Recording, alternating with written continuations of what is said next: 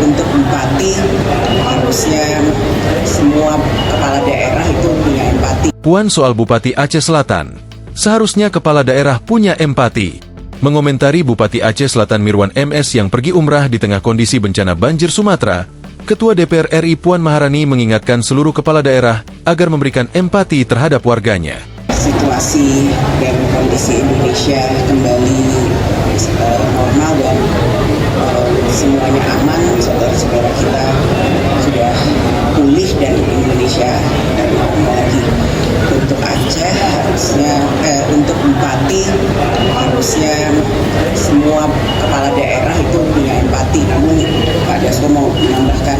Ujar Puan saat ditemui di gedung DPR RI, Senin, 8 Desember 2025. Wakil Ketua DPR RI Sufmi Dasko Ahmad menambahkan bahwa partai telah berkomunikasi dengan Menteri Dalam Negeri, Mendagri, Tito Karnavian.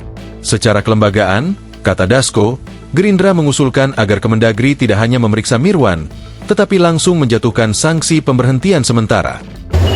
Dan kami sudah komunikasi dengan Menteri Dalam Negeri untuk menerapkan Undang-Undang Nomor 3 Tahun 2012. Tidak hanya diperiksa, kami kemudian mengusulkan agar yang bersangkutan diberhentikan sementara. Tegas Dasko. Ketua Harian Partai Gerindra itu pun mendorong agar Kemendagri segera menunjuk pelaksana tugas, PLT, Bupati Aceh Selatan, menggantikan Mirwan. Tunjuk PLT untuk melaksanakan tugas-tugas supaya lebih maksimal dalam penanganan bencana di daerah tersebut. Pungkasnya, untuk diketahui, Mirwan sebelumnya menjadi polemik setelah tetap berangkat umrah ketika Aceh Selatan mengalami bencana yang berdampak pada ribuan warga. Kepergiannya pun diketahui belum mengantongi izin dari Kementerian Dalam Negeri. Yang bersangkutan tidak ada izin untuk pergi umrah, kata Wakil Menteri Dalam Negeri Bima Arya Sugiarto kepada Kompas.com, Jumat, 5 Desember 2025. Kemendagri telah mengirim tim Inspektorat Jenderal untuk memeriksa Mirwan setelah dia kembali ke Indonesia.